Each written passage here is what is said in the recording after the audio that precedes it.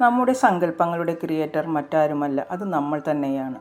വൈകാരികമായി നമ്മെ സ്പർശിക്കാൻ നമുക്ക് മാത്രമേ കഴിയൂ. മറ്റുള്ളവർ നമ്മെ മനഃപൂർവ്വം വേദനിപ്പിക്കാനായി എന്തെങ്കിലും പറഞ്ഞെന്നിരിക്കട്ടെ. അവരുടെ മനോഭാവം അവർക്ക് ശരിയെന്ന് തോന്നിയതാണ് അവർ പറഞ്ഞത് എന്നായിരിക്കും. പക്ഷേ മറ്റുള്ളവരുടെ ശരി നമുക്ക് തെറ്റായി തോന്നുന്നതും സ്വാഭാവികമാണ്. ജീവിതയാത്രയിൽ പല വിധത്തിലുള്ള പ്രതിസന്ധികൾ, സുഖദുഃഖങ്ങൾ, മാന അപമാനങ്ങൾ, നിന്ന, സ്തുതി തുടങ്ങി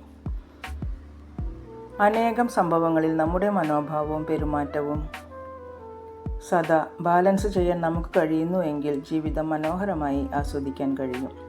എനിക്ക് എന്താണ് തോന്നുന്നത് എന്നതിന് സാഹചര്യവുമായി ഒരു ബന്ധവുമില്ല. സാഹചര്യമല്ല എൻ്റെ ചിന്തകളുടെ സൃഷ്ടാവ് എന്ന് നമ്മൾ മനസ്സിലാക്കണം. എന്തു ചിന്തിക്കണം എന്നത് തിരഞ്ഞെടുക്കാൻ നമുക്ക് കഴിയണം. ഒരുപാട് സ്നേഹത്തോടെ ഏവർക്കും ശുഭരാത്രി. Good night.